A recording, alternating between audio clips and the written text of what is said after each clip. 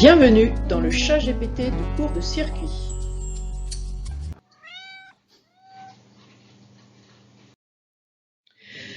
La première loi de Kirchhoff est celle en tension et c'est la base de tout. La somme algébrique des tensions dans une boucle est nulle à chaque instant. Le mot important c'est algébrique. Ça signifie que l'on prend en compte le sens de parcours de la boucle. Si U va dans le sens de parcours de la boucle, U est compté positivement. Et réciproquement, la tension est comptée négativement si elle est dans le sens inverse de parcours de la boucle. Exemple, toujours avec le même exercice 2 du TD2. Je vais laisser les nœuds en couleur. Voici une boucle, par exemple. Donc, elle est orientée, comme je vous l'ai dit au départ, avec une flèche, très important. Je la fais par habitude dans le sens des aiguilles d'une montre. U2 est dans le sens de parcours de la boucle, donc elle sera comptée positivement.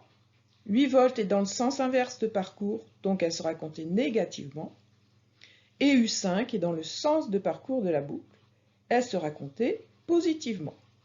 Donc nous avons l'équation suivante de cette boucle, plus U2 moins 8 plus U5 égale 0. Et vous voyez que, bon, ici U2 et U5 sont inconnus, donc on ne peut pas faire grand-chose avec cette équation. Mais on peut en écrire d'autres avec les autres boucles du circuit, et on peut ainsi déterminer la tension aux bornes de chacun des composants. Seconde loi de Kirchhoff en courant, qu'on appelle aussi la loi des nœuds. La somme algébrique des courants dans un nœud est nulle à chaque instant. On a encore le mot algébrique qui signifie que la valeur des courants aura un signe. Le courant est compté positivement s'il entre dans le nœud, et le courant est compté négativement s'il sort du nœud. Exemple avec cet exercice 3 que vous verrez dans le TD numéro 2. Première chose à faire, tout le temps, c'est de faire les nœuds en couleur. Donc ayez toujours des crayons de couleur sur vous. Premier nœud qui relie 3 composants, second nœud qui en relie 2, et troisième nœud en bas. Donc vous voyez ici, vous avez une source de tension, 5 volts, US, U source, et 3 résistances, R1, R2, R3. On a donné les valeurs de ces 3 résistances. Deuxième chose qu'il faut toujours faire, c'est mettre la polarité de la tension. Donc le plus est toujours là où est la flèche. Donc le plus pour la source de tension est là. Ça signifie que le courant I-source sort de la source de tension par le plus, donc il va dans cette direction. Le courant I-source continue son chemin et il se retrouve ici à une intersection. Il va donc se diviser en deux parties qui ne sont pas nécessairement égales, que j'appelle donc I1 et I2.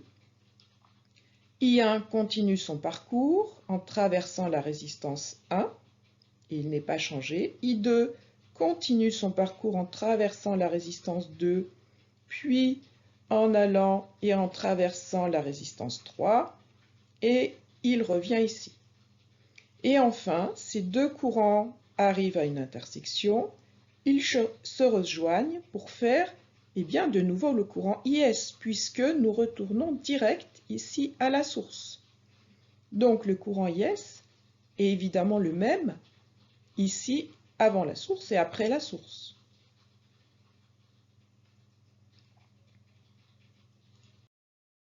Écrivons à présent la loi des nœuds, la loi de Kirchhoff en courant, pour ce nœud rouge. Le courant qui rentre dans le nœud, c'est IS, donc on a plus IS. Et il y a deux courants qui sortent du nœud, ce sont I1 et I2. On a donc l'équation plus IS moins I1 moins I2 égale 0.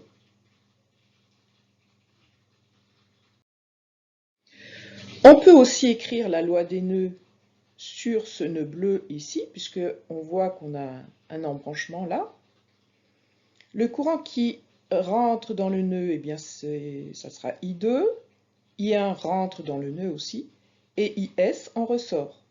Donc nous avons l'équation, cette fois-ci, I1 plus I2 moins IS qui sort du nœud égale 0.